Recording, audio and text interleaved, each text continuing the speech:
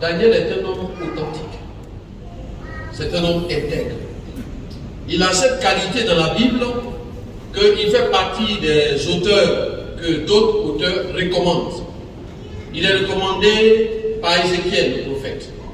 C'est un sage, un conseiller, un homme d'État, premier ministre, préfet et tout, qui était assis auprès des rois et qui les instruisait et qui régnait lui-même. Daniel, son livre se compose de quelques chapitres qu'on peut diviser en deux, le récit et la prophétie. Ce Daniel, il a traversé plusieurs royaumes, Nebuchadnezzar, Nabonide, avec son régent Belshazzar, et puis Darius, le Mède. Et Daniel, l'intégrité, dans un contexte difficile. Bon, il a été beaucoup critiqué, parce qu'on ne comprenait pas qu'il puisse mettre au service d'une nation païenne la connaissance inspirée de Dieu, alors que le peuple esclave souffrait souvent dans les plaines. Mais Dieu a fortement approuvé ce tort. Et l'avis de Dieu, la recommandation de Dieu me suffit. Que Dieu bénisse ce projet. Et que Dieu vous assiste. Que vous puissiez continuer à équiper l'Église. Parce que ce n'est pas des détails, ce que vous apprenez dans cette école. Je suis un peu curieux et j'ai cherché à comprendre un peu tout ce qui s'est fait dans l'école de façon depuis quelque temps. Avant même qu'on ne me touche, il faut le dire. Et j'ai découvert qu'on a besoin d'apprendre le leadership à partir des valeurs bibliques. Parce que nous qui avons appris le leadership dans le monde, avant d'apprendre dans l'église, des fois on s'est posé beaucoup de questions. Parce qu'il y avait des cloisons qu'on ne comprenait pas. Il y avait des choses qu'on ne comprenait pas et qu'on ne comprend pas jusqu'aujourd'hui. Il y a beaucoup de choses qu'on n'a pas compris. Parce qu'on ne sait pas si c'est vraiment conforme à la pensée de Dieu, si le Seigneur est dedans, s'il n'est pas dedans. Alors, il y a des gens qui disent que se former, ça coûte cher. Je suis content que vous n'ayez pas pensé comme ça, président. Parce qu'un penseur a dit que quand vous pensez que le savoir est cher, mais essayez un peu l'ignorance.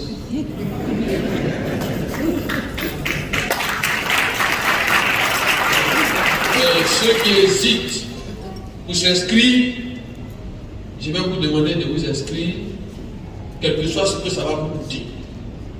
L'argent ne peut pas payer la vie. L'argent ne peut pas payer la santé, ni le sommeil. Mais l'argent peut vous permettre d'avoir une vie paisible. Et si vous avez peur d'investir dans votre savoir, dans votre connaissance, tôt ou tard, votre argent sera un malheur dans vos mains.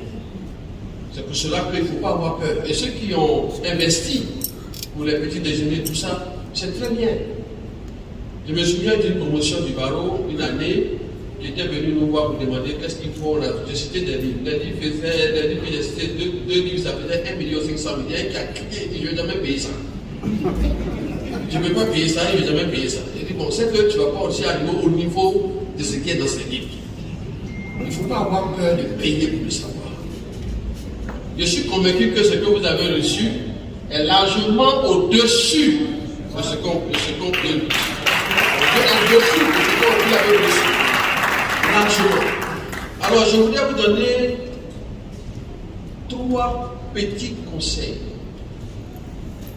publics. Les autres, on va se les donner entre nous. Entre nous. Parce que je suis venu avec 3 cadeaux.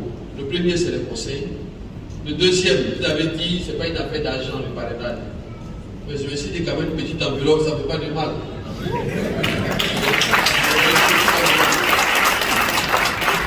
Et le troisième, ce sont ces conseils. Le premier conseil, c'est que le changement est permanent. Tout change. Il faut donc s'approcher pour continuer à apprendre chaque jour. Cherchez à apprendre un peu plus. Et dans le changement, vous allez rencontrer un personnage qu'on appelle le catalyseur. C'est quelqu'un qu'on n'aime pas beaucoup. Parce que le catalyseur, il n'est pas le donneur de solutions, il n'est pas l'assistant de procédure dans le changement. Mais c'est un individu qui se présente à vous et qui met au défi vos connaissances dans le sens de vous pousser au changement. On ne l'aime pas trop parce qu'il ne rend pas l'atmosphère agréable. Pour les chefs d'État, c'est souvent l'opposition. Pour l'enseignant, c'est souvent un étudiant. Pour le père de famille, c'est un enfant qui lui pose des questions pertinentes. La manière de jamais l'aborder avec le catalyseur. Jamais l'aborder. Mais le fond de la question doit être réglé pour demeurer un leader. Il faut que vous soyez attentifs au fond de la question du catalyseur. Ce n'est pas moi qui vais l'envoyer, c'est la vie. C'est la vie. Pour Jacob, ça a été le caractère de Laban à un moment donné. Pour Daniel, Daniel a eu dans sa vie, il a eu 6 conflits. Il a eu 6 conflits importants. Et chaque fois, il y avait un catalyseur qui venait le pousser au changement. Et c'est par sa fermeté à ses valeurs qu'il a surmonté les défis du catalyseur. Et vous aurez aussi, vos catalyseurs. Ça peut être même votre mari qui n'a pas fait la formation et qui ne comprendra pas le changement que vous devez amener à intégrer, à comprendre, à épouser les principes, mais avec douceur. Comme on vous l'a appris. Ce catalyseur, il est là quelque part. Même la situation du pays peut vous interpeller. N'oubliez pas. Ça peut être le jour où vous êtes prêt pour une manifestation ou quelque chose, et puis votre chemise prend feu.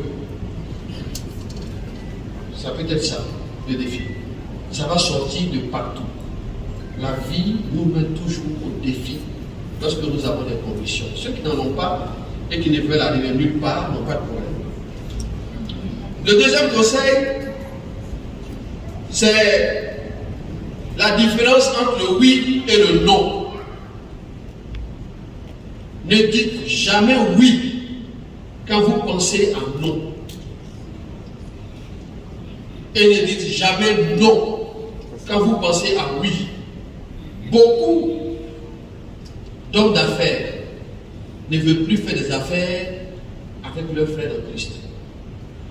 Parce que certains ont dit oui, alors qu'ils pensaient à non.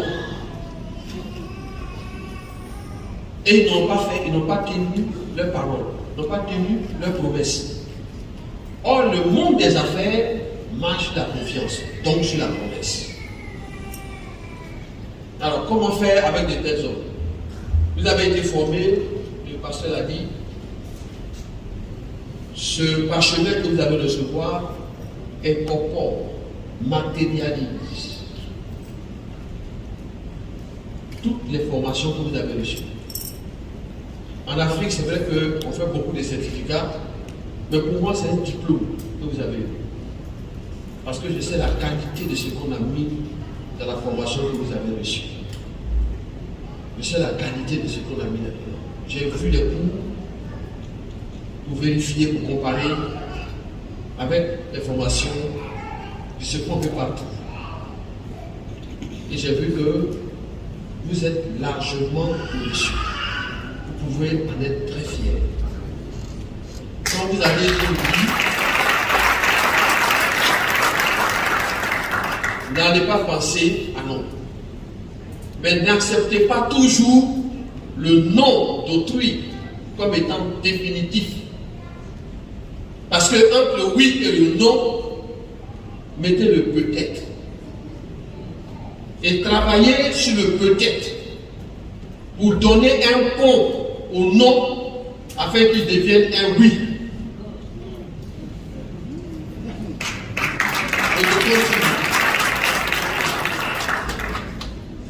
La dernière pensée,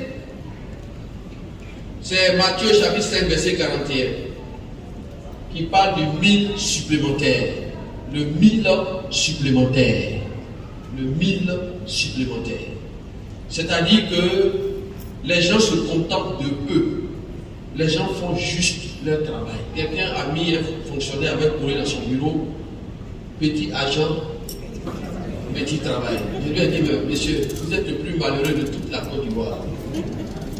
Parce que pourquoi on vous a payé, il ne vous reste rien dans la main, alors que vous devez rester débiteur, créancier de la vie. Et les gens doivent être débiteurs, qu'ils le reconnaissent ou pas. Donc si on vous demande 1000, faites un 1000 supplémentaire. Et si vous travaillez, comme je l'ai dit à certains des messagers, ils disaient non mais toi tu ne travailles pas, toi tu vas à la maison, c'est le 23 février, toi tu vas à la maison, nous on est assis ici. J'ai dit oui, je vais revenir après la veillée pour voir si vous avez fini. Ils disent ah bon, nous on n'a pas de veillée. J'ai dit moi aussi je n'ai pas eu de veillée aussi, avant. Je n'ai pas eu de veillée. Et que c'est comme ça. Et quand ils ont été majors ici et là dans les concours, ils sont venus avec la famille. Ils ont dit non, c'est pas moi qui ai écrit, c'est lui. Moi je n'ai pas écrit. Moi je ne fais qu'encadrer. C'est lui qui a écrit. Mais comment il va apprendre à écrire le jour du concours s'il n'a pas appris à écrire avant? Ceux qui vous voient ce soir ne savent pas le travail que vous avez fait en bas. Il y a des jours, il a fallu pour certains, peut-être même payer des gens pour garder les enfants, pour pouvoir le coup. Il a fallu réorganiser la famille, la vie, créer de nouveaux principes pour pouvoir suivre cette formation.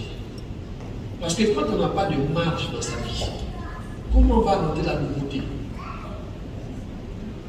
C'est pourquoi toute chose nouvelle demande qu'une chose ancienne sorte. Or, on a le temps en fait, nous tous.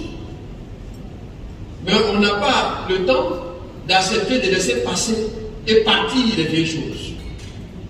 Le 1000 supplémentaire commande que vous allez au-delà du simple devoir et que vous acceptez que n'importe quel poste de la vie nous mène à la richesse. N'importe quel poste de la vie nous mène à la gloire. Ça dépend de la manière dont on prend le poste. À tout poste, on peut devenir grand. À tout poste. Or, vous, non seulement vous êtes des leaders dans la vie de tous les jours, mais maintenant diplômés et ayant les yeux ouverts. Mais quand vous avez les yeux ouverts dans un village où tout le monde dort, vous êtes le plus malheureux. Donc vous aurez quelques souffrances, je vous préviens. Parce que des fois, vous allez voir des gens qui sont de grandes personnalités, des gens que vous respectez, que vous admirez, incapables de comprendre eux-mêmes leur propre intérêt, pour prendre un sentier facile, simple, et se compliquer la vie dans des formes, dans des formules, dans des choses, et vous allez dire, mais pourquoi il ne va pas à l'école aussi pour apprendre? Il a du temps, il a l'argent, mais il n'a pas d'humilité. Merci à vous pour l'humilité que vous avez eue. Parce que, comme l'autre a parlé à la professeur de l'université, j'étais devant le conseil de l'université il y a quelques jours pour défendre un professeur agrégé. Et j'ai constaté que chacun était savant. Et personne ne voulait laisser parler les autres. Parce qu'à un moment donné, le titre que nous avons donné, il faut de l'humilité. Dans la chambre de la Sainte Seine, rappelez-vous cela, là où a été fait la Sainte Seine, le Seigneur Jésus et ses 12 disciples, il n'y avait pas de serviteurs dans la salle. Ils ont mis tout ce qu'il fallait pour la Sainte Seine, mais il n'y avait pas de serviteurs. Aucun des disciples n'a songé à devenir le serviteur. Et c'est Jésus, le maître, qui doit être servi, qui s'est levé, qui a pris le tablier de serviteur, qui l'a porté, qui s'est mis à genoux et qui a commencé à laver leurs pieds. Et c'est là maintenant ils se réveillent et ils disent, Seigneur, pas toi. Mais qui était où? Lorsque la chaise était là, le tablier était là, que les pieds étaient là et qu'on était dans la salle.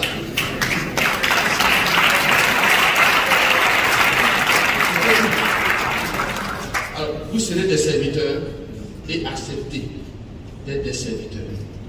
Allez-y servir. La Côte d'Ivoire a besoin de vous. Ne minimisez pas votre valeur. Et c'est celui qui est conscient de sa valeur qui peut s'abaisser. Quand on ne sait pas qui on est, on a peur de s'abaisser. peut servir à tous les postes. Et Dieu va venir vous prendre là et il va vous élever. Daniel est rentré comme esclave à Babylone. C'est-à-dire que, imaginez, enchaîner tout ce que vous pouvez penser. Il est rentré comme esclave à Babylone. Et il est resté à Babylone, il est devenu ce qu'il a été. C'est vrai qu'il a payé le prix parce qu'on ne connaît pas le nom de sa femme. Il a payé le prix, on ne connaît pas le nom de ses enfants.